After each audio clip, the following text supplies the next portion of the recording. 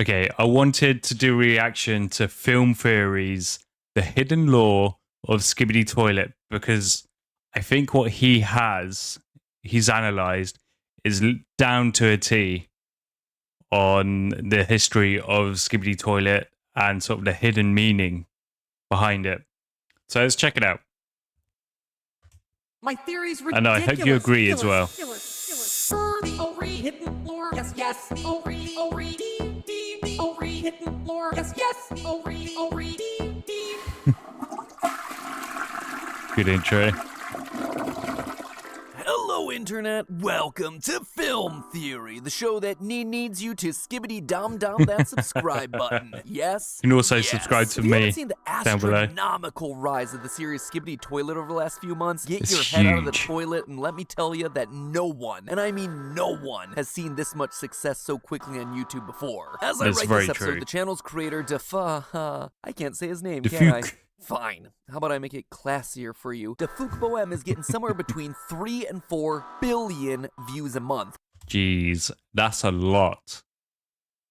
That's probably more than Mr. Beast. With a B. Those are numbers that are so big they'd make Mr. Beast blush. Well, It's not yeah, just there a we lot go. of random views either. People are sticking around for this thing. The channel had about 1.25 million subscribers when it posted the first Skibidi Toilet video back in February. Now, just 5 months later, it's already past 20 Just million. 5 months. So, That's yeah, to say that this thing insane has taken growth. over YouTube, it'd be a major understatement. In one of the episodes, one of the titular Skibidi Toilets literally destroys YouTube HQ in a not-so-subtle metaphor for how This is what I've been trying to explain to some viewers of Skibidi Toilet. They don't understand why Moist Critical has suddenly popped up. When this is why. There's a hidden message of YouTube. this show has broken the website. Skibidi Toilet has fully taken advantage of YouTube's push for shorts content, and it has rode that wave to create a level of virality that has never it's been massive. seen before. So those are the numbers, but what is it? Well, it's a head in a toilet. Yep, it's some When you explain it like that, Gmod animations singing a song. The internet is truly a weird and wonderful place. No, if It's I'm very being true. completely serious, this is what brought me to love it. Because of things I've watched in the past, I've grew up on. Like Charlie the Unicorn, I can't remember what that was called. But Charlie, that was fantastic. Badger, Mushroom. That was great. Weeble and Bob, Burnt Face Man, all that stuff was just so that's cool. just how the whole thing starts. As the series goes on, the whole thing evolves into a full-on cinematic war between toilets with human heads and people with camera heads, complete with massive titans, mind control, and, wait for it, hidden lore. And I gotta Hidden say, after lore. binging every episode of the series multiple times, getting that darn Thumbs song up. permanently etched into my brain, what became clear to me was that this goofy meme show wasn't just about being lol so random. It's also not content just remaining as an Yeah. epic toilet action anime. Yeah, that doesn't sound good. Probably should rephrase that one. Instead, there's an entire meta story buried in this thing. A story about the changing world of entertainment and the fight for survival of art. Yeah, this man's face in a toilet, he's trying to teach us a profound lesson about the meaning of art. And once you see the It's story true. that's hiding right in front of your eyes, it becomes clear where the story is ultimately gonna end. So grab your knob toilets, plungers, and KPRL speakers, loyal theorists, as we flush ourselves deep into the fever dream that is Skibidi Toilet. Now, the details for the base story here are pretty straightforward. The whole thing starts when a man's head appears out of a toilet and starts singing a mashup of the 2007 song Give It To Me by Timbaland and the 2022 Turkish song I love how his eyes just go really weird. Such good animation. called Dom Dom Yes Yes by Bisser King. But things quickly escalate from there. The toilet heads start to spread. Pretty soon we see an army of these toilets marching, or rather sliding their way down the street military parade style. They clearly pose a threat considering they run over people, they shoot lasers, they even Squished. transform humans into more Skibidi toilets. Pretty soon they've established their own cult-like religion, a police presence, Yeah, what happened to them? I'd love to know if there was more of them.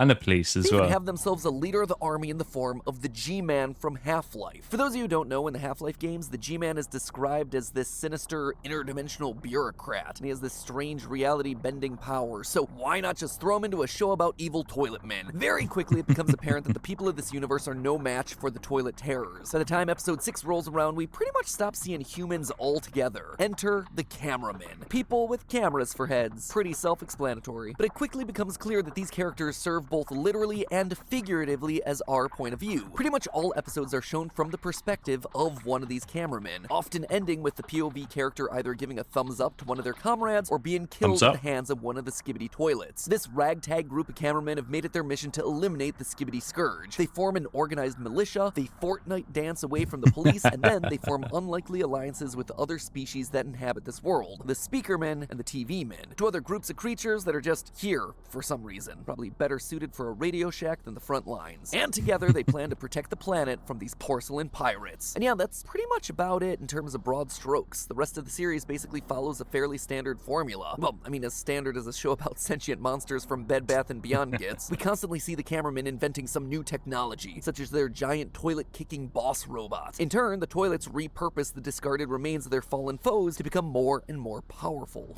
See, I didn't notice that at first until he explained it, which is crazy. Cycle of escalation repeats over and over again, eventually leading to where we currently are in the story with Well, I giant guess apart from the speakers that they've reused. kaiju-level battles between the G-Man toilet and the various Titan robots that are created or partnered with the cameramen. And that, to 99.9999% of people, is what the story of the series is. But I'm here to tell you, it is so much more than that. The battle between the toilet heads and the cameramen is really symbolic of the battle between YouTube content and traditional medias like the film industry. Or probably not even just YouTube, but Instagram, TikTok.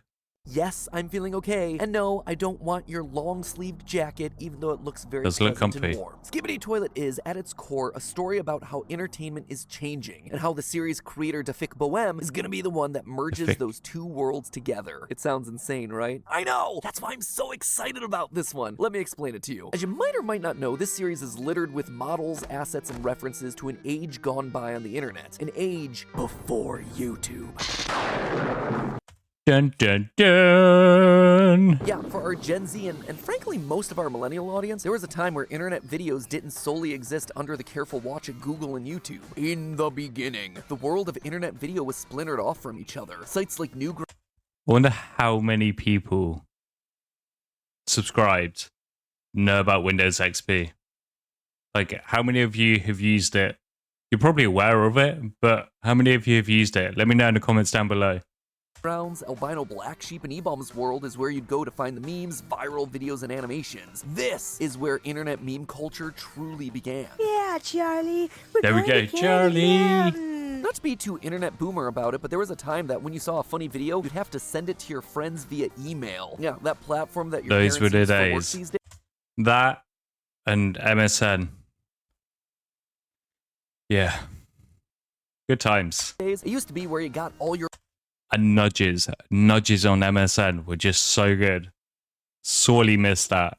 lulls from, like the Numa Numa guy and I'm a Snake. And one of the biggest I'm a styles of video that snake. arose from this early internet age was the genre that would eventually come to be known as the YouTube poop. Ironically enough, the style of a YouTube poop just predated the age of YouTube. These videos would involve taking clips or assets from TV, film, and music. See, most of this I don't even recognize. And I grew up around this time. Just mashing them all together into an unholy stream of consciousness. There's only one real solution to this mess. Like, some compilation stuff I know of, but most of the stuff I know of, he didn't show here. But I guess it's the same thing. Christmas tree? A Koopa tail! Oh no, Luigi! We gotta get rid of this trash before it turns me all the way into a Koopa! Wow! That thing's hot on our tail! The internet back then, very different, but still very much the same. By the way, I didn't edit So that clip true. at all. That is it unedited in its 240p goodness. Did these videos make sense? No. Was it insane? Absolutely. Yes. Did any of it matter? Who cared? Anything goes. It was the earliest days of online video. For the first time in history, you could literally make anything you wanted and upload it to a website. Anything that came out of your head. In the 80s and 90s, if you wanted to make your own movie, you needed a video camera, the ability to cut and edit film, a platform to share your creations, So all of long. which were either prohibitively expensive, difficult to achieve, or quite frankly, just didn't exist. In the early 2000s, though, free software like Windows Movie Maker opened up the world of filmmaking to a wider audience That was my jam. Back in the old YouTube days. That was my jam. than ever. One company that really embraced the Wild West nature of the internet was Valve. Today, they're best known for creating Steam, but back in the day, believe it or not, they used to make video games. They were responsible for tentpole series like They still do. Counter-Strike, Portal, Team Fortress, Dota. Valve dominated the gaming scene, and the one game that truly embodied both their gaming ethos and their embrace of the online was Garry's Mod. Garry's Mod was a sandbox game where players could mess around with the physics, objects, and assets. Garry's Mod. I've not used it. I've seen it get used, obviously, through Skibidi Toilet. It's insane. You should definitely go on Steam and check it out if you want to just have a play around on this kind of thing.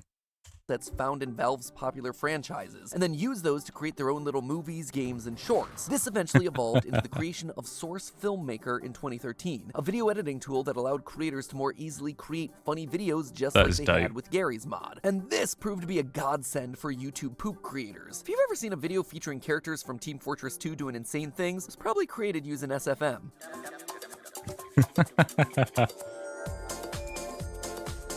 In fact, Defuk Bohem, creator of Skibidi Toilet, as we all know, originally made a name for himself Definitely should online check by out his making older these sorts of stuff. videos. SFM content exactly like this. I mean, unless I'm wrong, Skibidi Toilet seems like it still is being created in SFM. So why the big trip down memory lane? Well, I believe that those edgy videos, those YouTube poops that came and went with internet trends, I believe that those are what the toilet heads in Skibidi Toilet represent. Look at the evidence. Yeah. First, there's the fact that the characters are literally toilets, the place where you poop, like a YouTube poop. Pretty direct connection there. Second, there's the fact that the heads of all the Skibidi toilets are straight from Garry's Mod, Half-Life, SFM, drawing yet another direct connection. There's also some more subtle hints as well if you look between the lines. In episode 4, there's a subtle background detail that shows how humans become toilet people as soon as they're exposed to the influence of the toilets. It's We pan transform. across a normal restaurant, the toilets march in, and suddenly people are transformed into more toilet heads. Some of those toilet heads even rise through the ranks, appearing in later episodes as leaders of the toilet army. It is the definition. That is one thing. Another thing I didn't notice. There's just such small details that film theory have picked up on. It's incredible. Of virality. The toilet people are a disease that's spreading just like a video going viral in the early days. We also know that the events of the series are happening sometime in the past. In episode 20, after going toe-to-toe against the G-Man, the camera titan flies away, flying This is something as well that a lot of analysis videos or creators haven't picked up on either. past two very important buildings, the Twin Towers. Notice here how it's an exact replica, straight down to the spire at the top of one of those buildings. This tells There's us something the I events of the didn't series notice. predate the events of September 11th, 2001. Now, admittedly, YouTube poops didn't exist back then. They originated back in 2004, but websites like Newgrounds did exist back then. And Gmod Holly. videos were also big in the early internet days, like around 2006. So while it's Oh, sorry, my cat's just not an paused. exact timeline match, this toilet world isn't meant to be some dystopian future. Instead, it's much more of a dystopian past, a reference to an earlier time gone by. Also, just take a look at the way that the Skibidi toilets get stronger throughout the 50-episode series. While the cameramen develop new technology and techniques to get the upper hand in the battles, the toilets instead repurpose, they remix, they reuse the stuff that the cameramen leave behind. If that spirit of remixing isn't just the pure essence of what is YouTube poop, I don't know what is. And then look what you have on the flip side. You have the film, music, and television industry literally represented by audio-visual equipment, cameras, Yep. speakers, TVs. It does not get more direct than that. Who else would serve as the perfect antagonist for the literal embodiment of YouTube poop than legacy media? Digital content like YouTube poops are made from reusing and rehashing content from those three industries, just like how the Skibidi toilets get stronger by repurposing And we're doing the exact same thing by reacting to it. the tech that they find on the camera, speaker, and TV men. Need more proof? The It's camera, insane. speaker, and TV men being metaphors for the big three media industries has actually been teased throughout the entirety of the series. Back in the beginning of Skibidi Toilet, when we were just dealing with toilets and cameras, we could see a clear hierarchy amongst the ranks of the cameras. While the grunts were all the small, closed-circuit TV-style cameras, the more advanced and the more movie-like the camera became, the higher up it was. The big movie studios were literally the most powerful entities. Also, take a look at how the TV Titan goes about destroying the toilets. It uses this sound. THX. Sounds an awful lot like the old THX intro sound. I keep calling it THQ.